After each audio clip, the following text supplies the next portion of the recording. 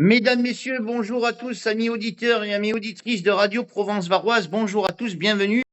C'est micro ouvert aujourd'hui avec, vous savez qu'on a l'habitude de recevoir que des grands artistes, que des belles artistes. Et bien aujourd'hui, vous allez avoir le plaisir d'avoir un super artiste. Alors, que vous dire de lui? Il est imitateur, il est ventriloque, il est mime, il est automate, il fait plein de choses. En tout cas, il est avec moi aujourd'hui sur micro ouvert et j'en suis très fier et très content. On va retrouver notre ami Laurent Dournel. Comment tu vas, Lolo?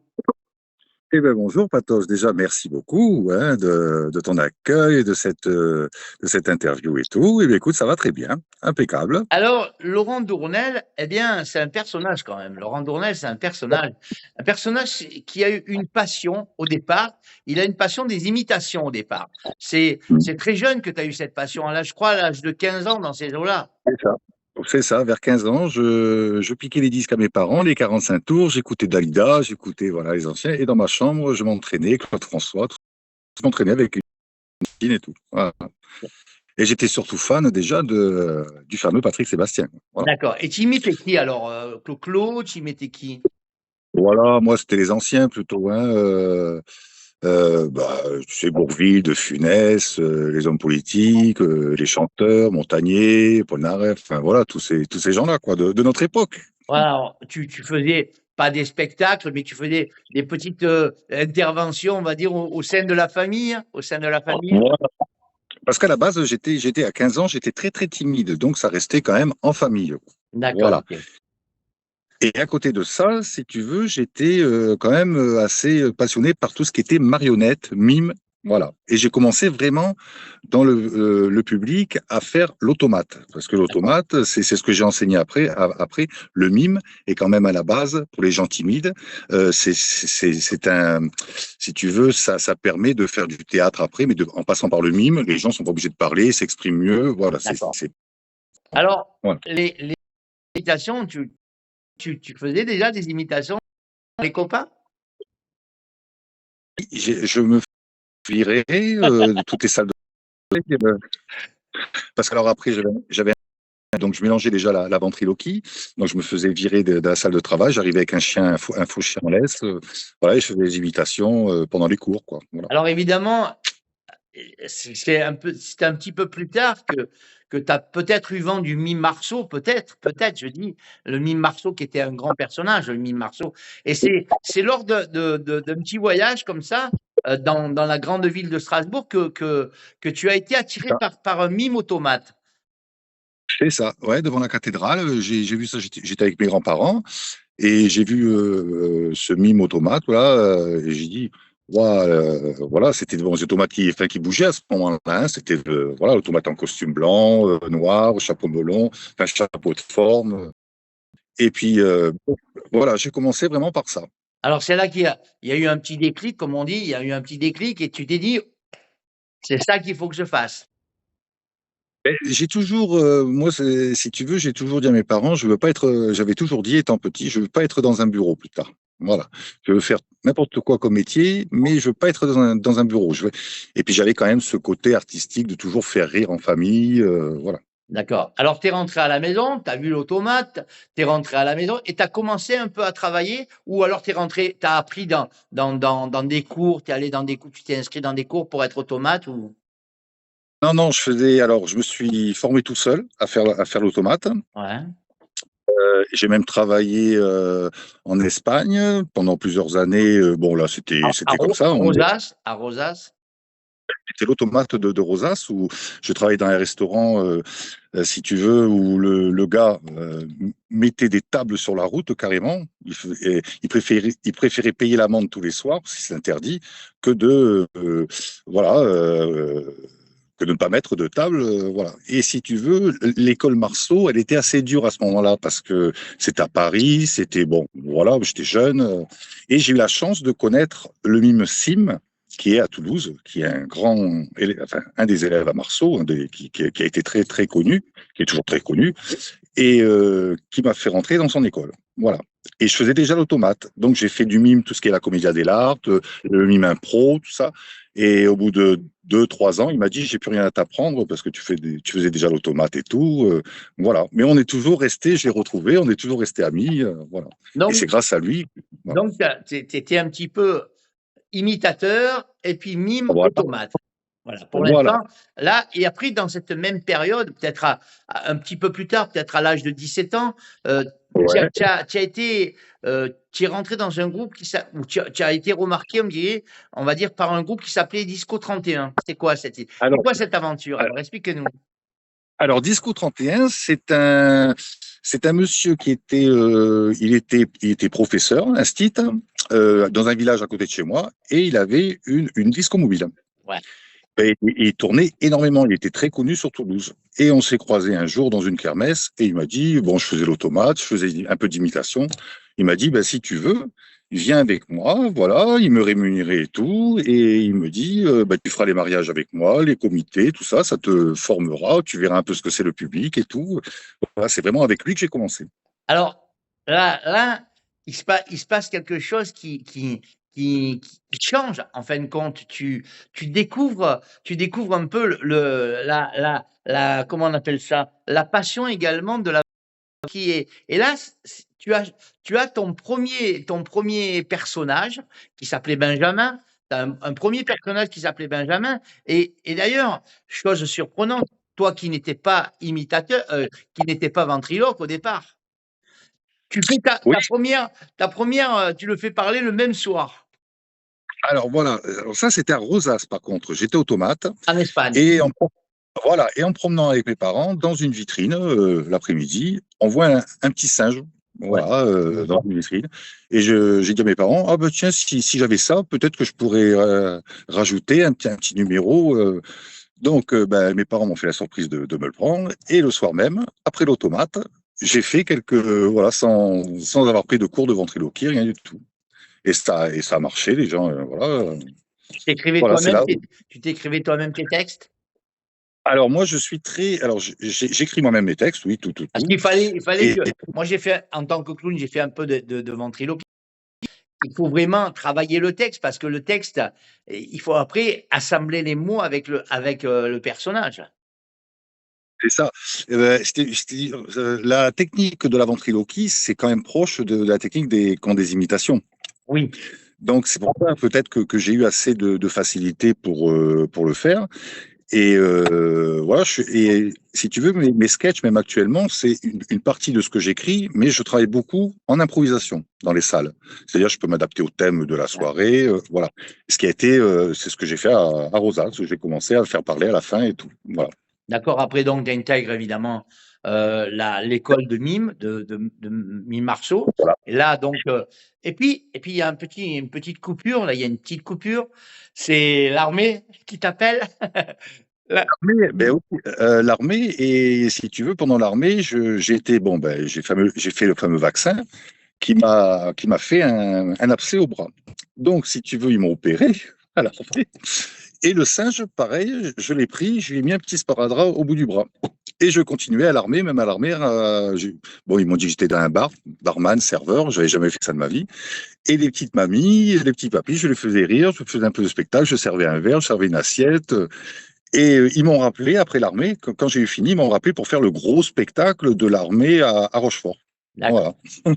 Donc, évidemment, l'armée, là, c'est pareil, tu déclenches un peu les rires là-bas, tu fais quelques petites animations pour les militaires, les gradés aussi. Oui, oui, parce qu'on les imitait. Voilà. Et puis, une fois que tu as terminé ton service, eh bien, tu reprends un petit peu, on va dire un petit peu du service, mais pas le même cette fois-ci. C'est le service au niveau des personnes handicapées ou des personnes âgées, où là, Voilà. tu joues avec un public un peu plus âgé, on va dire. Voilà, si tu veux, pour ne pas être, parce qu'à la sortie de l'armée, je me suis dit, bon, moi, j'arrête les études, je n'étais pas fait pour ça. J'ai dit, ben, bon, maintenant, je vais me diriger quand même plus dans le spectacle. C'est ce que je veux faire, disco mobile, tout ça. Et puis, bon, ben, j'avais pas trop au début, hein, voilà, pas trop d'argent pour acheter le matériel. Et puis, je faisais quelques petits spectacles pour les personnes handicapées, tout ça. Ben, j'ai dit, c'est ça aussi que je veux faire à côté. Voilà, je veux m'occuper des personnes handicapées. Voilà. Et je suis Je suis rentré dans une association après de personnes handicapées. Voilà. D'accord. Alors, évidemment, c'est le spectacle, c'est bien, mais si tu connais pas beaucoup de monde, c'est pas évident de travailler. Donc, il faut quand même, comme tu disais à l'instant, avoir un petit travail à côté. Et c'est pour cela que ben, tu te dis, ben, aimant ce milieu, aimant ce métier, je vais quand même passer des diplômes. Et tu passes des diplômes pour être aide médico-psychologique, donc pour travailler justement dans le milieu hospitalier, dans le milieu des handicapés. Voilà, c'est ça. D'accord. Et là, par contre, tu es resté quelques années en tant que Alors, salarié. quelques années, c'est-à-dire que je faisais, donc la semaine, je travaillais avec les personnes handicapées, même les week-ends. Il y avait des week-ends où je travaillais aussi, les nuits, tout ça. Et en parallèle, j'ai pu monter une grosse disco mobile sur Toulouse, où j'ai D'accord. commencé mes propres spectacles. Donc Voilà. tu Et au bout de continues quelques évidemment, tu continues un petit peu cette carrière. Tu fais aussi beaucoup, je m'aperçois aussi d'après ta biographie, tu fais aussi beaucoup de bénévolat aussi. Tu es années, à ce moment-là. Laurent Dournel, un homme au grand cœur qui se partage entre son travail et puis le plaisir qu'il donne aussi à tous les gens qui le regardent, parce que c'est du bénévolat. Là, on peut parler de bénévolat. Il y a pas de, il y avait les spectacles à côté, mais là, c'était plutôt du bénévolat, quoi. Voilà, j'avais mon travail en tant qu'AMP au début, aide médico-psychologique, et après j'avais mes spectacles. Et en plus, je faisais du bénévolat pour des soirées caritatives, pour D'accord. justement monter des maisons d'accueil, pour amener un peu d'argent, tout ça. Voilà. C'est c'est c'est très, très bien de toi, de ta part, d'avoir donné, beaucoup de ton temps et j'apprécie énormément les gens qui sont comme toi parce que qui donnent vraiment sans rien demander en fin de compte, qui donnent sans rien attendre des autres et dans le même temps, évidemment, tu aides beaucoup d'associations caritatives, notamment, les SDF aussi. Oui, Les SDF pour qui tu te donnes également et puis, pour toujours dans ce système, de social et tu donnes vraiment beaucoup de galas pour les en faveur de ces personnes qui sont qui n'ont pas d'argent, tu te donnes dans ce truc-là. oui, oui, voilà. Ouais, ouais, j'ai fait beaucoup de soirées tous les ans pour Noël, voilà, j'ai les petits frères des pauvres ou d'autres assos qui m'appelaient en disant ben voilà, on s'occupe des SDF, tout ça, est-ce que vous pouvez nous faire une petite soirée? Ben, j'ai dit oui, oui. Là, je disais oui à chaque fois, quoi. Voilà. Alors je sais, je connais tes posts, je connais tes écrits sur Facebook et tout ça. Comment tu ressens, toi, actuellement, pas cette tristesse, mais c'est malheureux, là, en ce moment, parce on rentre dans des périodes où les gens sont moins heureux qu'avant, beaucoup moins heureux qu'avant. D'ailleurs, tu écoutes les télévisions, tout le monde le dit, on a plus de galères.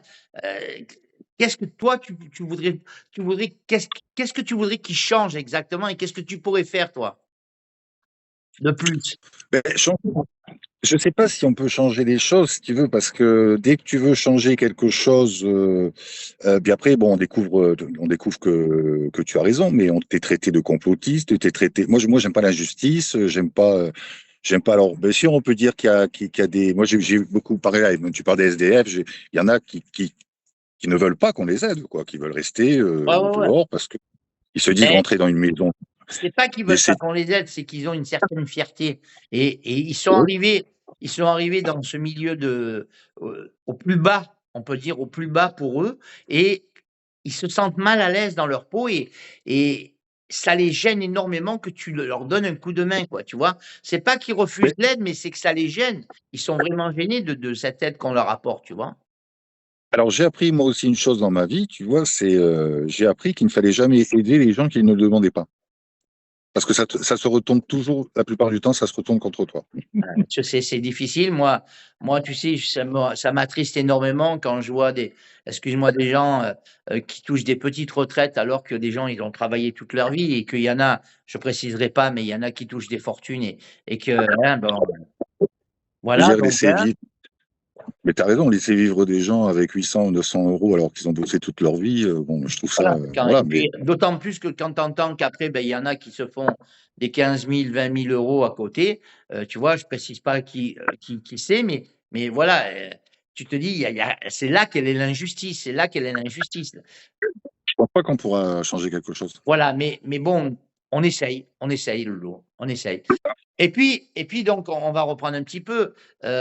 Tu crées donc une formation de spectacle, évidemment. D'ailleurs, il faut quand même préciser, c'est l'une des plus importantes, c'était une des plus importantes de Toulouse, quand même. Ah, j'avais une des plus grosses disconvilles de Toulouse, hein, qui faisait plus de 12 mètres de long, voilà, et je travaillais énormément. Je faisais à ce moment-là 70 à 80 dates. C'était énorme pour l'époque, quoi. Ouais, alors là, évidemment, tu touches la ventriloquie, l'imitation, les mimes, les automates, et puis, tu Je viens dansais derrière aussi. à tout, hein? Et je faisais danser derrière, je faisais DJ Et aussi. tu faisais danser derrière. Et puis tu touches un peu de magie aussi. La magie burlesque, ou les tours qui foirent, tout ça. Voilà. Ah ben, c'est en sonorisant des magiciens, parce que j'étais derrière, du coup, Ouais. donc bon, je voyais quand même, bon, il y avait des choses qu'on peut voir quand on est derrière. Et je lui dis, ah, ça, mais je voulais pas la magie où les gens font que regarder, je voulais faire partie. Moi, mes spectacles ont toujours fait participer les gens. Voilà. C'est ce que je voulais, aussi bien enfant que cabaret. Voilà. Et je me suis mis à la magie burlesque. Voilà, Ah ouais, aussi. donc voilà, des tours qui foirent, des choses comme ça. C'est ça, c'est ça. Tout en continuant, évidemment, la ventriloquie. Ah, toujours, toujours, oui, oui, oui. Voilà. Et en t'améliorant, puisque en travaillant, au fur et à mesure, on s'améliore, quoi. Et puis évidemment, ben, un jour, c'est le grand bonheur pour toi, c'est le déclic, c'est encore une fois un autre déclic, mais tu es repéré par des grosses productions dans le Midi-Pyrénées. Voilà. Alors, là, par contre, alors c'est bonheur parce que c'est là que intervient une grosse partie pour toi, où là, tu vas croiser des chemins d'artistes qui vont t'apporter beaucoup et qui vont, toi aussi, tu vas peut-être leur apporter un petit peu et eux vont t'apporter beaucoup. Alors, quand je te dis ça, tu croises des artistes, tu fais même leur première partie, des fois, leur première partie. Alors, je vais en citer quelques-uns, les Charlot, Carlos, Patrick Sébastien, Alice Donna, Bonnet M, Pauline Esther, Kaoma, Franck Dubosc, Paul Prébois, voilà. Donc ça, c'est des artistes qui te marquent quand même, ça. Ah oui, bah ça, énormément même, oui. Parce qu'après, j'ai su après que si tu veux, t'as la production de l'artiste, t'avais ma production, et ils s'échangent, et ma production propose plusieurs artistes en première partie. Et après, c'est quand même l'artiste principal, bon, la production de l'artiste, bien sûr, qui choisit, mais l'artiste te donne son avis aussi. Voilà. Et j'ai été choisi plusieurs fois, notamment pour Bonnie M, pour Carlos. Quand tu vois que Carlos, on disait, Carlos, il faut que tu sois dans un autre couloir parce qu'il n'aime pas croiser sa première partie. Et quand Carlos, à la fin, vient te voir dans ta petite loge, bon, ben, c'est que du bonheur parce que tu sais que normalement, il croise pas, quoi. Il veut pas. Mais quand il vient te voir pour te féliciter, bon, ça fait plaisir, quoi. Comment comment t'as ressenti tous ces artistes dont tu faisais la première partie? T'avais un gros trac quand tu faisais ces premières parties, Alors, là? ouais. Alors, pas le trac de faire la première partie, le trac de rencontrer l'artiste. Parce que là, t'as pas le droit de te louper. T'as la prod qui a confiance en toi. Et voilà, quoi. Et puis l'artiste aussi qui attend que tu bouges les gens avant que lui arrive. Bon, lui, c'est du gâteau pour lui, parce qu'il est connu et tout. Mais toi, t'es pas connu. Quand on m'a annoncé la première partie de Bonnie M, j'ai fait Bonnie M, mais qu'est-ce que vous voulez que je fasse devant Bonnie M? Et en fait, ça a super bien marché, quoi. C'était dans des arènes, à Morsins, et bon, c'était que du bonheur, quoi. Et tu as croisé des gens que tu imitais, justement? Alors oui, alors si tu veux, j'ai croisé notamment ben, je pense que celui qui a été quand même le plus grand pour moi parce que j'étais fan depuis petit, c'est Patrick Sébastien. Parce que là, j'ai été repéré par les licences 4, ceux qui chantaient boire un petit coup à la maison, là, Ouais. dans un petit village à côté de chez moi, Alors, licence pour 4, faire. c'est Gilles Lecoutier. Oui, voilà, Gilles. Et il y avait Jean-Louis Lassalle qui ne chantait pas, mais qui était à côté, qui connaissait très bien Patrick. D'accord. Et un jour, il me voit dans une petite assoce en train de faire un spectacle de foot et il me dit, tu ressembles comme deux gouttes d'eau à Patrick. Un jour, dans les semaines, je t'amène et on va lui faire une farce en pleine émission et C'est tout. vrai que Bon, c'est vrai que tu as le visage de Patrick Sébastien, franchement. Tu as un petit côté ressemblant, quoi, hein. c'est ça. Et donc, il m'a dit, je t'appelle. Et puis, bon, j'ai dit, bon, encore un qui. Et non, il m'a appelé. Donc, Jean-Louis Lassalle, il m'a appelé et il m'a dit, ben, si jeudi, on était lundi, si jeudi, t'es libre, on part à Paris. Voilà. Et là, ils m'ont vraiment maquillé. On s'est croisé avec sa maman, Dédé. Elle a dit, oh, Patrick. Et puis après, elle a dit, oh, j'ai cru voir Patrick et tout. Enfin, voilà. Puis ça a super bien marché. Même Patrick a dit, j'ai cru me voir dans une glace. Voilà, ça. Ouais, Voilà. surtout qu'il faisait un temps une émission qui s'appelait Au-delà du miroir, je sais pas si tu te souviens, Oui, bah oui. où il mettait les enfants. Peut-être c'est peut-être ça qui lui a déclenché cette émission Au-delà du miroir. Ouais, peut-être, je sais pas. Parce que Ouais, ouais. il prenait le visage de Fernandel, de plein Ouais. d'artistes, et de l'autre côté du miroir, comme on dit, il y avait le fils de Fernandel, par exemple, tu vois. Ouais, ouais. Ah, c'était une très belle édition. Oui. Ouais, ouais. C'était fort. C'était. Ouais. Et tu penses que bon, ces artistes-là, ils ont été fidèles avec toi. Ils ont été Ah oui. énormément fidèles. La fidélité, tu la vois comment, toi? La fidélité, tu la vois comment? La fidélité par rapport aux artistes, La tu parles? fidélité par rapport toi, ce que tu donnes et par rapport à ce qu'on te rend en fidélité. Oh, je donne plus ce qu'on me rend. Ça, c'est sûr. Voilà, ça, c'est. Mais si tu veux, par rapport aux artistes, moi, j'ai eu de la chance que ça soit d'avoir fait ce métier dans les années 80. Voilà. Et il y avait beaucoup plus de facilité à rencontrer des artistes et à les toucher presque que maintenant. Et moi, tous les artistes, tous les gens même qui n'étaient pas artistes, qui m'ont beaucoup aidé, comme je dis, il faut jamais avoir la meilleure courte. Je leur fais toujours un coucou dans mes interviews, voilà, parce que c'est des gens qui m'ont beaucoup aidé, qui ont eu confiance en moi, quoi. Et la fidélité, ouais, maintenant, ouais, c'est petit, quoi. On peut compter sur les doigts de la main, quoi. Il y a quelque chose, il y a des moments où tu as été blessé par quelque chose ou par quelqu'un, Ah oui, ah oui, oui, oui. ou été déçu par même un artiste ou quelqu'un d'autre Ah oui. et tu es rancunier comme garçon? Tu es rancunier? Non, je suis pas rancunier. Je peux être en colère, pas rancunier, mais en colère, ouais, enfin de voir ça. Et je l'ai encore vu quand j'ai été accidenté pendant 3 ans, il n'y a pas si longtemps que ça. J'ai envoyé tous mes spectacles parce que je ne pouvais pas les faire. Mais en retour de tout ce que j'ai envoyé aux gens, j'en ai que 2 ou 3 qui m'ont rendu l'appareil. Tu vois, c'est Ouais, ouais. après, bon, voilà. Maintenant, on est. C'est un peu le milieu, je pense, hein. Ouais, voilà, oui, oui. Alors, évidemment, tu continues ta carrière, tu remontes, puis il vient aussi, grâce peut-être à ça, à ces artistes-là, tu commences à faire aussi quelques télévisions, FR3 et d'autres télévisions, TF1. Ouais, voilà. Alors j'ai été appelé pour la spéciale ventriloque. J'ai été appelé bon pour faire la surprise à Patrick Sébastien. Mais je me suis aperçu. Alors, si tu veux, je me suis aperçu que c'était pas mon milieu, la télé.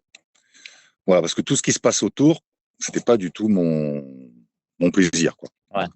On m'a proposé beaucoup de choses à la télé où j'ai toujours refusé. Moi. Voilà. J'ai dit non, je suis pas quelqu'un fait pour être là-bas, quoi. Moi, je garde mes petits spectacles. Je suis voilà, je suis au moins mon maître. Je dépends de personne et voilà. Il y a quand même eu un grand moment dans ta vie. Il y a quand même eu un grand moment dans ta vie. C'est le moment où FR3 t'appelle et Ah ouais. te dit: «Tu vas remettre les clés de la ville de Toulouse au mime Au mi-mars. Marceau». Alors là, c'est prenant quand même là. Pour toi, c'était un petit peu pas ton idole, mais c'est le mime Marceau, c'était un peu ton idole aussi, quoi. Ton idole aussi. Oui, aussi. Oui, bah oui, oui, oui, oui, oui. Et Ça là, fait quoi de ça fait quoi de remettre quelque chose d'important à quelqu'un qu'on a toujours aimé et qu'on a toujours apprécié? Bah, tu as le cœur qui est. Voilà, déjà quand tu es choisi toi, et puis de le rencontrer, parce que le morceau était assez dur quand même à rencontrer. Voilà. Et au début, il avait pas accepté. Hein, il voulait pas recevoir la clé de Toulouse. Et bon, après, il a dit oui. Donc, on m'a rappelé, on m'a dit c'est OK. Voilà. Puis il était content que ce soit un automate, mais ça fait. Là, tu te sens. Heureusement que tu as le maquillage, parce que tu te sens tout. Tu fais l'automate en tremblant un peu, quoi. Alors là, revenons un petit peu, si tu veux, à la ventriloquie. La ventriloquie, Oui. ben, tu démarres avec Benjamin. Donc, Oui. ça, c'est le petit singe, c'est ça? Ah, Et j'ai puis, toujours eu des seins.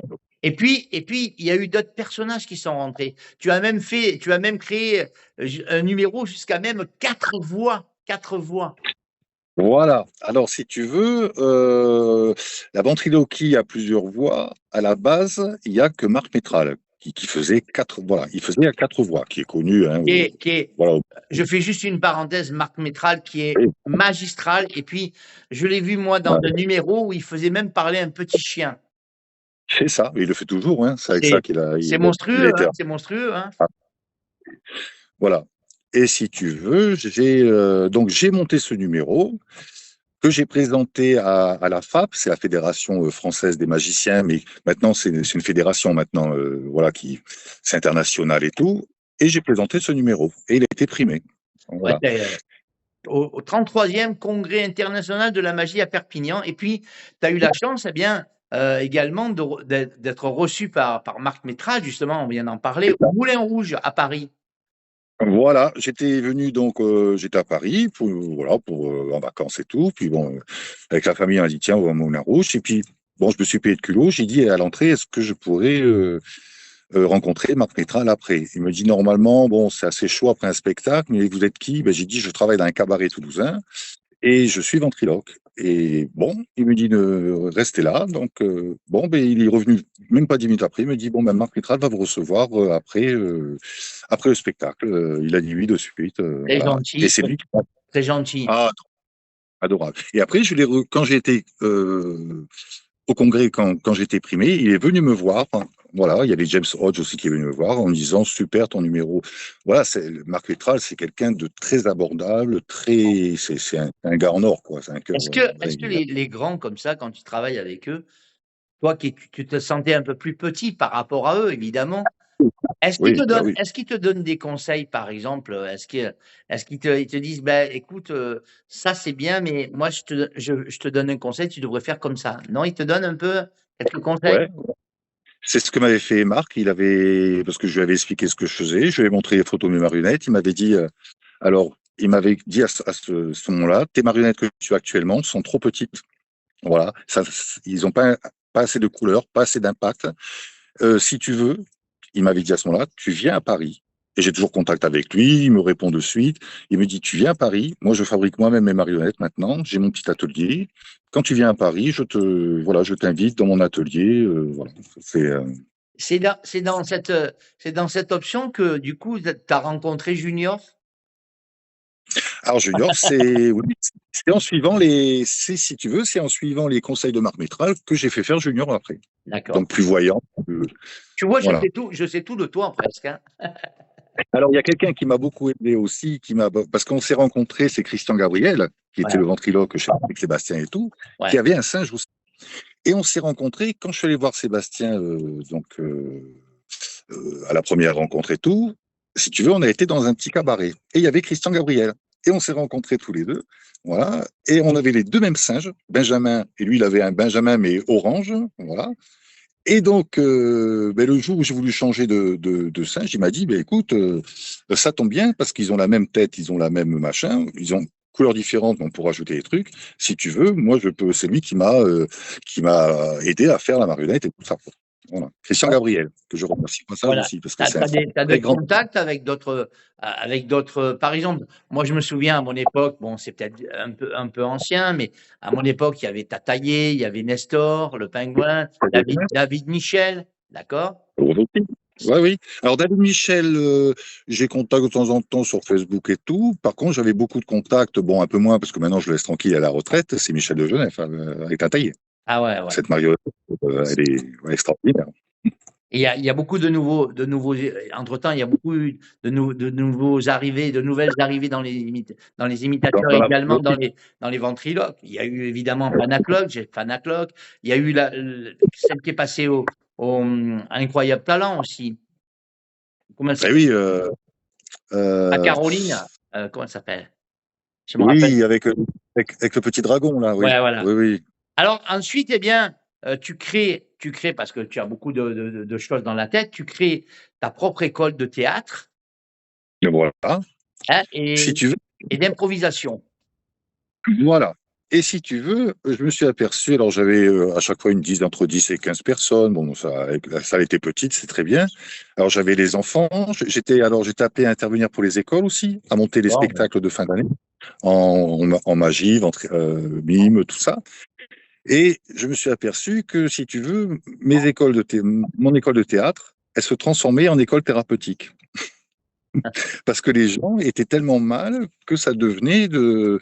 Voilà. Et donc, du coup, ben, j'ai dit, ben, alors, je vais créer cette petite école de théâtre normal, mais en plus, bon, ben, je vais faire du théâtre thérapeutique, parce qu'après, j'ai passé le diplôme d'art thérapeute. Donc, voilà, je pouvais le faire en étant diplômé, voilà. Et ça a eu beaucoup de succès, quoi. alors je pense que les enfants sont bien attirés par les mimes, non?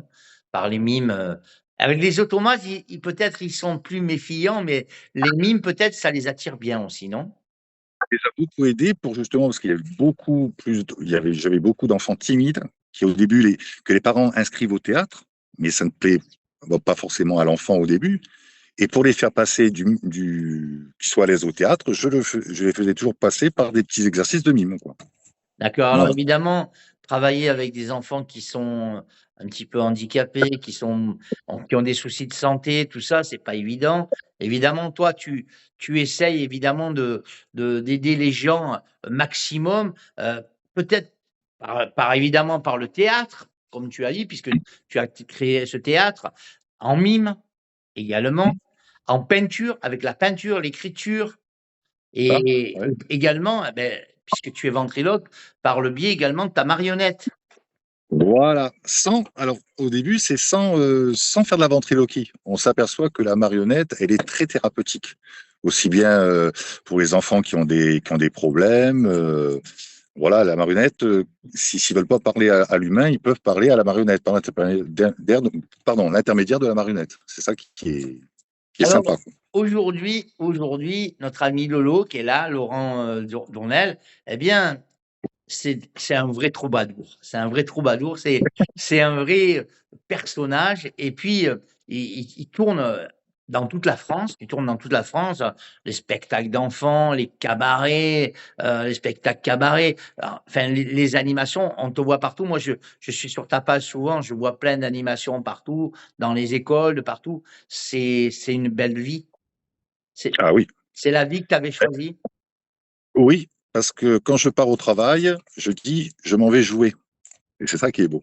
Je vais D'accord. jouer.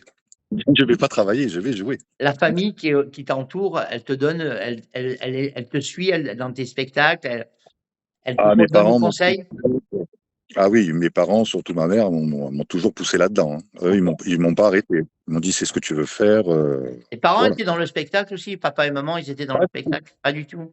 du tout. Ma mère était comptable et mon père, il travaillait comme agent EDF. Et quand Donc, tu as dit: «Je vais faire un spectacle, je vais faire ma vie dans le spectacle», ils ont été de suite, ils m'ont dit, oh, ben, on va faire tout pour t'aider.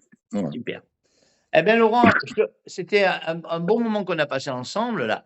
Alors, Ouais, ben, je vais te merci à toi. demander, quels sont tes projets là pour les mois, les semaines et les mois qui arrivent là?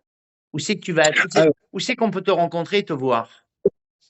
Alors bon, là, je viens de finir tous les campings, là, parce que j'étais avec une production qui s'appelle abricot.com, hein, je dis son nom D'accord? à Perpignan, voilà, qui me fait énormément confiance. J'ai un monsieur sur Mont-de-Marsan qui s'appelle Arsène, qui me suit depuis mon plus jeune âge aussi. C'est plus un ami qu'un agent. Enfin voilà, j'ai plein de...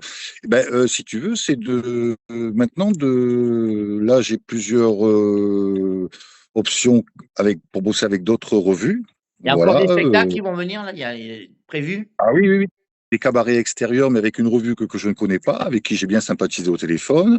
Les spectacles enfants, De voilà, Noël qui vont toujours. arriver aussi. Les spectacles de Voilà. Noël. Ben, Noël et puis aussi dans l'année, hein, ça peut être voilà les comités des fêtes qui me font confiance. Moi, je suis très bien dans ce milieu-là. Et après, j'ai le cabaret le cabaret qui s'appelle Les Folies Fermières à côté, à 30 kilomètres, où je tourne toujours avec une superbe équipe.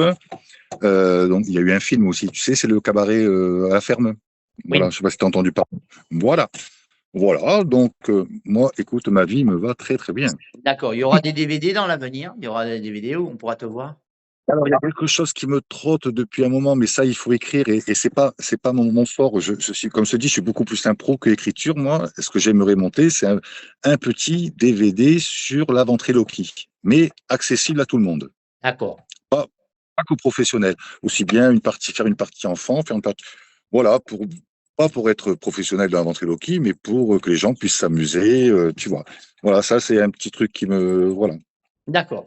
Alors, le spectacle, eh bien, c'est ta vie, évidemment, et ce qui est assez bonnard, c'est que tu nous en fais profiter. Tu fais profiter les enfants et tu fais profiter surtout, aussi des gens qui quelque part, pourront peut-être pas en profiter si tu étais pas là pour le faire. Parce que je pense à tous ces personnes SDF, je pense à tous ces malades, tous ces handicapés et toutes les personnes qui peuvent pas, quelquefois se Oui. rendre dans les spectacles, et c'est toi qui t'y rends et tu leur donnes ce que tu as de plus cher de ton cœur pour vraiment qu'ils soient eux aussi un peu dans le bonheur. Eh ben, c'est une belle chose. Je t'en remercie pour eux. Vraiment, c'est du fond du cœur. Tu me connais maintenant, je suis très, très franc. Ah oui, moi, je t'ai Et je connu bien. dis que je te remercie vraiment parce que moi, je me bats également. J'ai fait ma vie dans les clowns. J'ai fait ma vie, j'étais un peu comme toi, magicien et clown magicien. Patoche le clown, ça veut tout dire. Mais j'ai toujours eu comme toi cette passion de donner aux gens, de donner aux gens. Même maintenant, regarde, on donne, on fait une radio bénévole, on donne notre cœur aux gens, aux artistes, on les aide maximum. Et pour C'est ça, ça. je t'en félicite. Et je voudrais, au nom de toutes les personnes qui regarderont cette émission, je voudrais te remercier parce que il y a beaucoup d'artistes qui font des choses. Quand je lis ta biographie, tout ce que tu as fait pour ces personnes-là, aller même jusqu'à apprendre, à passer des diplômes et pour être encore avec eux et toujours leur donner, donner, donner, donner. Eh bien, bravo, bravo Laurent. Bravo. Tu m'as dit que. Oh ben, merci. Tu m'as dit que tu es du Var, hein? Oui, je suis du Var, moi. Alors, eh ben, mon diplôme d'art thérapeute, je l'ai fait à Saint-Laurent-du-Var. Ah bah oui, Saint-Laurent-du-Var, c'est dans les Alpes-Maritimes. Voilà, d'accord. Nous, on Voilà. est dans le Var, Toulon, Hyères, les Palmiers, Ah, voilà, d'accord. c'est plus D'accord. Saint-Laurent-du-Var, ça fait partie des Alpes-Maritimes. Oui, c'est ça. C'est ça. Alors, Voilà. Une très bonne merci école là-bas. Laurent. On fait comment pour te joindre? On fait comment pour te joindre? Oh, ben, j'ai souvent mon numéro de téléphone qui. Parce que même si j'ai des productions, si tu veux, ce sont des productions qui me donnent le droit. Voilà, il n'y a pas d'exclusivité. Je travaille avec beaucoup de productions et tout. Et ils donnent toujours mon numéro. Voilà, parce qu'ils aiment bien que l'artiste ait contact avec les gens. D'accord. Donc, Ce si vous qui voulez contacter Laurent Dournel, Facebook, Laurent Dournel, Messenger, Laurent Dournel, et il vous est. répond. Il n'y a pas de souci, il vous répond, il n'y a aucun problème. Si vous avez besoin de lui pour une petite prestation, même un Même particulier ou quoi, n'hésitez pas à le contacter. Laurent Dournel est à votre disposition, voilà, sur Facebook, sur Messenger, et il sera un plaisir parce que c'est un garçon avec beaucoup de charisme, beaucoup d'humilité et d'une grande gentillesse, comme vous avez pu le voir là. Voilà, mesdames, messieurs, amis auditeurs, vas-y Laurent, pour rajouter un petit truc, je t'en prie, voilà, par vas-y. rapport quelqu'un qui m'a beaucoup aidé, justement, parce qu'on parlait du mime sim tout à l'heure, et il y a Jean-Luc Priane, qui est bon, à un petit village à côté de chez moi que j'ai contact de temps en temps. C'est lui qui m'a appris vraiment le théâtre d'impro. C'est quelqu'un d'exceptionnel là-dedans. Voilà. Alors, je le dis parce qu'il y a des gens autour qui vous ont peut-être dû faire du théâtre d'impro pour être moins petit. C'est un excellent, voilà, c'est grâce à lui que j'ai lancé mes écoles aussi, quoi. Voilà. Donc, vous voulez lui Voilà, faire un donc, petit coucou. amis auditeurs, eh Excuse-moi. bien, vous allez retrouver dans quelques minutes, vous allez retrouver cette interview dans la matinée, là, hein, je ne sais pas exactement à l'heure que je veux le mettre, mais dans la matinée, le temps de travailler un petit peu dessus. Et puis, vous allez retrouver Laurent Dournel. L'interview va passer sur la page de Radio Provence Varoise, évidemment, sur les deux groupes. Elle va passer également sur ma page à moi, Patoche le clown. Et puis, il y aura le lien important, le lien YouTube. Alors, avec ce lien YouTube qui sera en bas de la vidéo, vous pourrez télécharger cette vidéo et la re-regarder si vous avez envie. Si vous avez manqué quelque chose à l'interview, n'hésitez pas à aller revoir l'interview. Et puis, surtout, je vous invite, mesdames, messieurs, quand vous voyez près de chez vous, que vous soyez dans n'importe quelle région de France, parce que là, on est regardé par toutes les régions de France. Quand vous voyez marqué Laurent Dournel, spectacle, ne manquez pas d'aller le voir parce que vous allez passer un moment plein d'humour et plein de bonheur. Voilà. Laurent, je te remercie. Merci beaucoup, Patoche. Merci aux auditeurs. Merci, Lolo. Et puis, moi, je voudrais, comme je le souhaite souvent à des artistes, je voudrais te souhaiter une longue route dans ce milieu où la musique, elle n'est pas facile. Le spectacle est de plus en plus dur maintenant, mais je sais que tu es un garçon qui est persévérant, qui en a envie, qui mord le spectacle. Eh bien, je te souhaite une bonne route dans ce milieu-là. Et je te souhaite une bonne route à toi aussi, mon Patoche. Moi, tu sais, elle est presque finie, la mienne. Je fais encore quelques petits spectacles comme ça, mais tu sais, Ouais, je vois. j'ai fait 35 ans de carrière, alors maintenant je ralentis un peu, mais mon plaisir maintenant, eh bien, c'est d'aider des gens comme toi. C'est d'aider des gens à sortir de l'ombre, parce qu'il y a beaucoup de gens qui ont du talent et qui sortent pas de l'ombre. C'est dommage. Et mon but à moi, c'est de sortir de l'ombre et puis remettre également sous les projecteurs tous ceux qui nous ont fait vibrer pendant toutes ces années. Des artistes, des chanteurs qui nous ont fait vibrer qu'on n'entend plus. C'est dommage, parce que le jour où ils s'en vont, malheureusement, ben, on se dit, mince, tel chanteur, il s'en va, tel artiste s'en va. C'est dommage, on a raté quelque chose. Eh ben, ouais. C'est vrai. Il faut en profiter quand ils sont là. C'est vrai. Tu as entièrement raison. Merci, Laurent. Je t'embrasse. Merci à toi. La porte de la radio, elle sera toujours ouverte. Quand tu passes dans le Var, tu n'hésites pas à nous Ah, faire bah, un petit signe. Hein? avec grand plaisir. Et je te rappellerai un de ces jours parce que dans Café Chaud et Croissant Frais le dimanche matin, on fait une émission Café Chaud et Croissant Frais le dimanche matin. Et un jour, on aura le plaisir de te recevoir pendant 2 heures à discuter avec toi. Mais ça sera avec grand plaisir. À très bientôt, Lolo. Merci, Patoche. Merci Bisous. beaucoup. Bonne Bisous soirée. à toi. Ciao. Bye bye.